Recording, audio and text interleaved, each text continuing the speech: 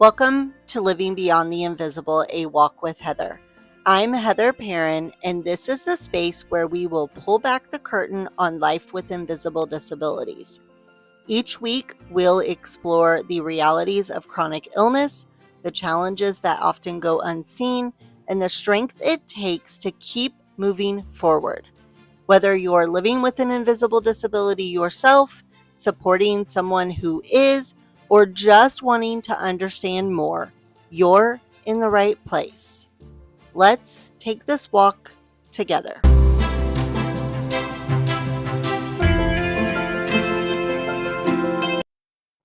Hey everyone, and welcome back to Living Beyond the Invisible, A Walk with Heather. I'm your host, Heather, and today we're going to talk about a phrase that so many people living with invisible disabilities, chronic illnesses, and invisible conditions have heard at least once in their lives. But more than likely, you've heard it dozens of times, and that is, you're too young to be sick. Sometimes it is said with surprise. Sometimes it's said with sympathy. Sometimes it's said as a compliment, and sometimes it's said in a way that feels very dismissive or even accusatory. Regardless of the intent behind it, this phrase reveals a very deeply rooted misconception about illness and disability. It reflects the belief that sickness belongs to older adults and that younger adults and even teenagers and children somehow youth protects people from chronic health conditions, disability, pain, or medical complexity. The problem is that belief is simply not true. One of the most frustrating experiences for many people with invisible disabilities is not just dealing with symptoms. It is dealing with other people's assumptions about what disability is supposed to look like. Society has created an image of disability that often includes visible mobility impairments, gray hair, advanced age, or obvious signs of illness. When someone does not fit that image, people frequently struggle to reconcile what they are seeing with what they believe disability should look like. As a result, younger individuals with chronic illnesses often find themselves in the exhausting position of constantly proving their symptoms, defending their diagnosis, and explaining limitations that should not require explanation in the first place. The reality is that illness does not check a birth certificate before showing up. Medical conditions affect people of every single age. Children develop cancer, teenagers develop autoimmune diseases, young adults experience heart conditions, neurological disorders, connective tissue diseases, genetic disorders, chronic pain syndromes, and mental health conditions, among many others. Also, like my CHD, disabilities can be present from birth. They can be acquired through injury.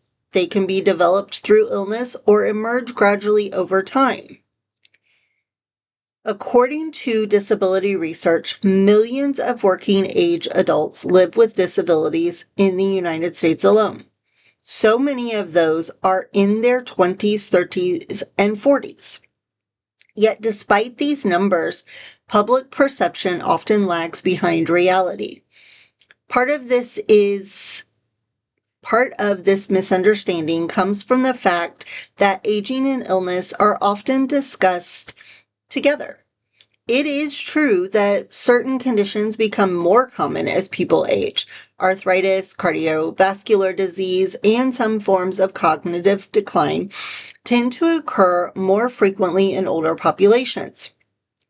However, common does not mean exclusive. A 25-year-old can have arthritis. I did. A 30-year-old can have heart failure. I was close. A teenager can have lupus. A 40-year-old can need a mobility aid. Yep, that's me again.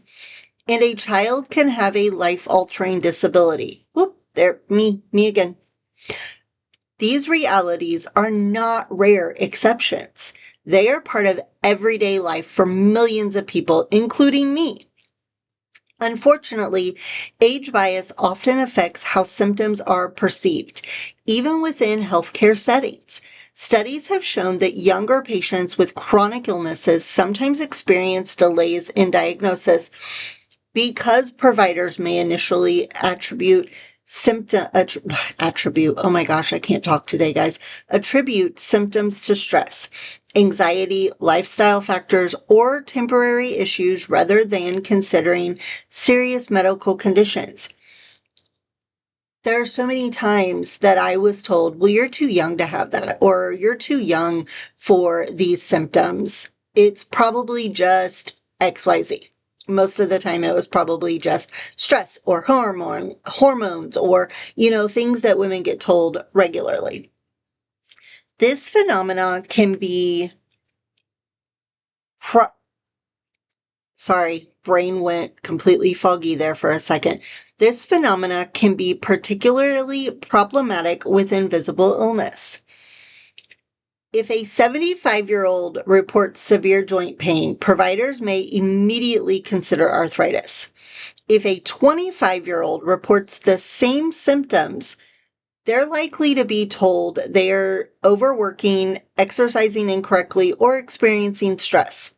Or if you're a woman, like I said a minute ago, it's hormones. If an older adult reports chronic fatigue, clinicians may investigate multiple medical causes. However, if a younger person reports debilitating fatigue, they're likely to be told they need more sleep, get less screen time, better manage your stress. Or again, if you're a woman, it's hormones. Of course, many excellent healthcare professionals recognize these biases and work hard to avoid them. However, research has consistently demonstrated that age-related assumptions can absolutely influence medical decision making. Now, this matters very much because delayed diagnosis can have serious consequences. Autoimmune diseases provide a great example. Conditions like lupus, rheumatoid arthritis, multiple sclerosis, and others often develop during young adulthood.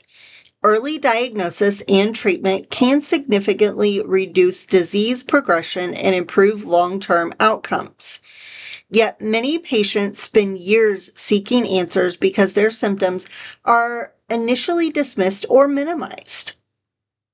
The emotional impact of age bias extends far beyond medical care.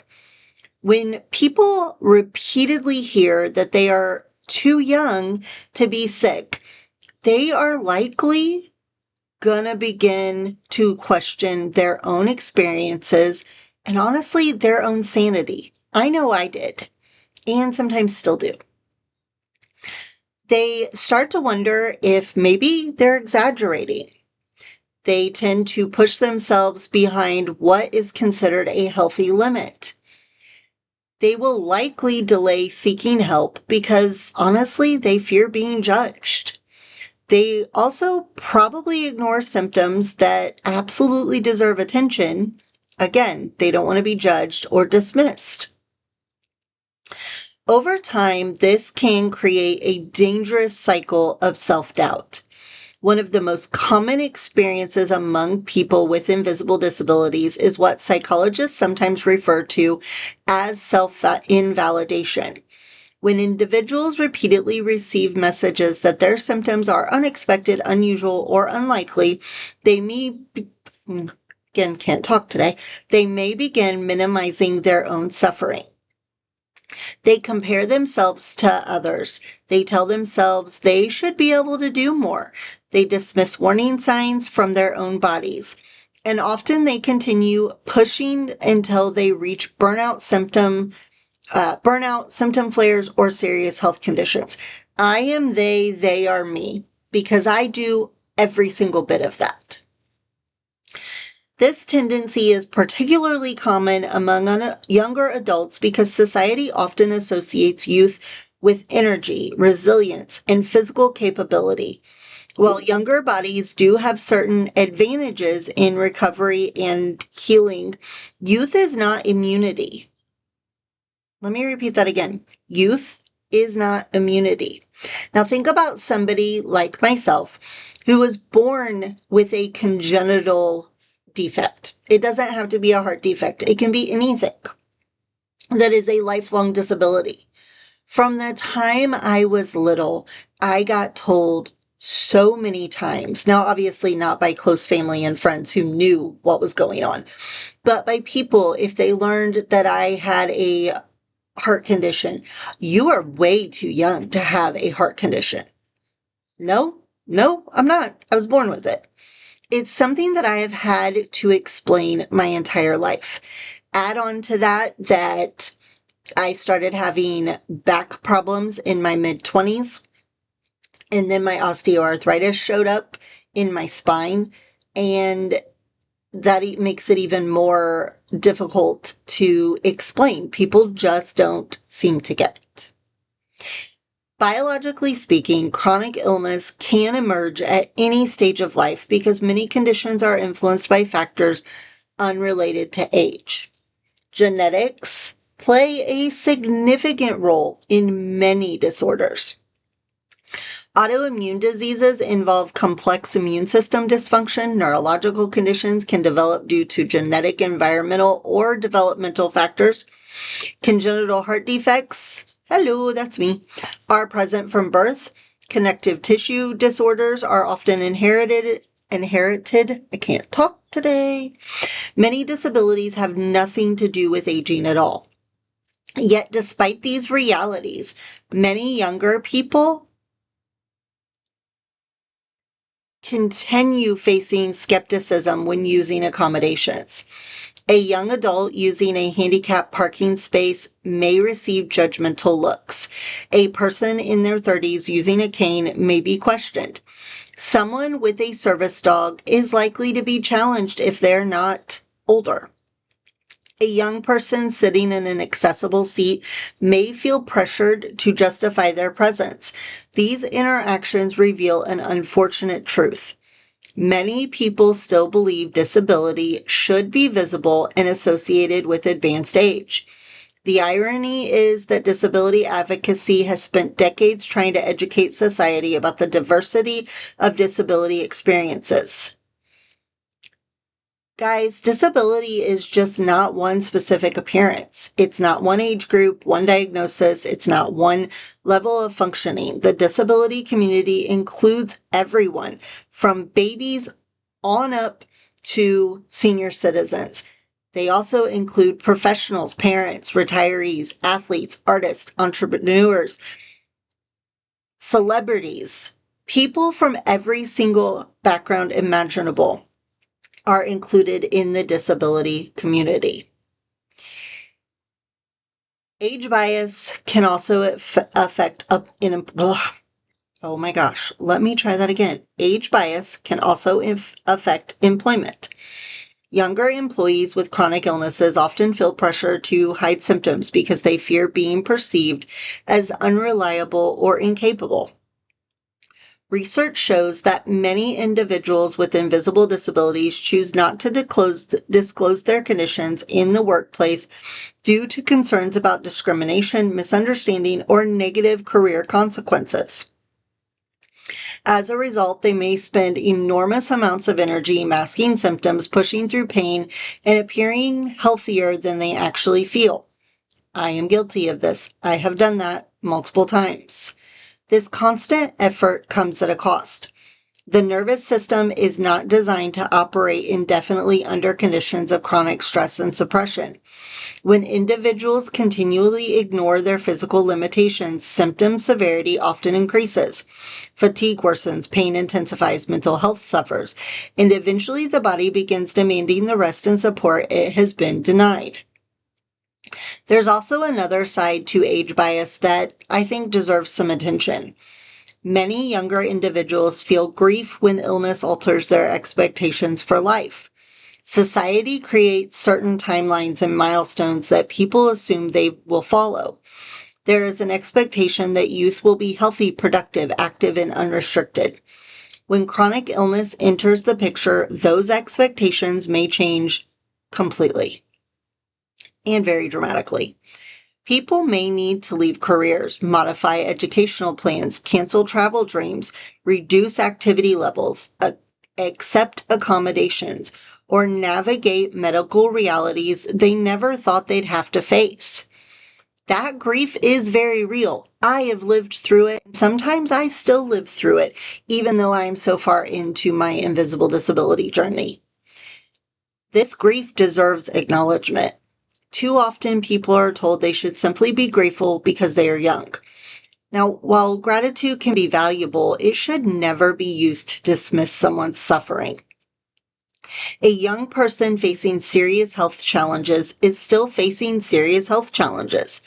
Pain does not magically become easier because of age. Disability does not become less real because someone looks healthy, and chronic illness does not become less difficult simply because it occurs earlier than expected. As people of faith, I think there is an important lesson here as well. The Bible never promises that suffering only happens to certain age groups. Throughout Scripture, we see people facing challenges at every single stage of life. We see illness, loss, uncertainty, and hardship affecting young and old alike. What we do not see is God measuring the legitimacy of someone's struggle based on age, nor should we. Compassion was never reserved only for older adults. Healing was never offered only to certain generations. Human worth was never dependent on physical health. I think sometimes people unintentionally equate youth with invincibility. But Scripture consistently reminds us that human beings are vulnerable, dependent, and in need of grace regardless of age. When someone says, "You're too young to be sick," what they're often expressing is discomfort with the reality that illness can happen to anyone. It challenges the illusion of certainty. It reminds people that health is not guaranteed, and sometimes that reality is difficult to face. But acknowledging reality is important because it creates space for empathy. When we recognize that disability and illness can affect people of any age, we become less likely to judge and more likely to support. We become more willing to listen instead of assume, more willing to believe instead of question, more willing to offer compassion instead of skepticism.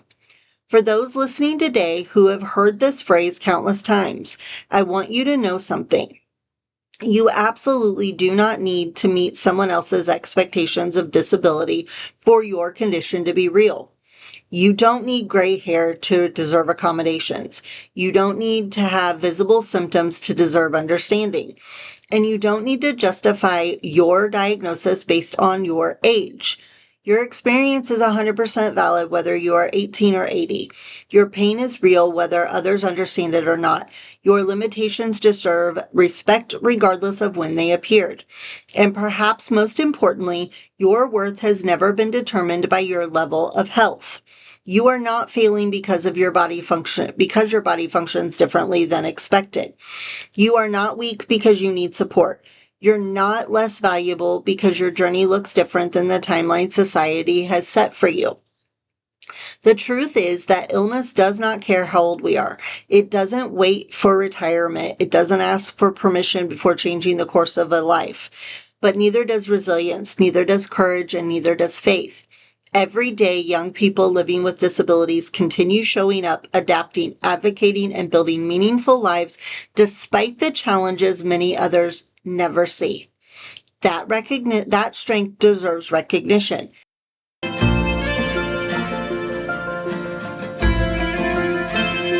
Thank you for joining me today on Living Beyond the Invisible, A Walk with Heather.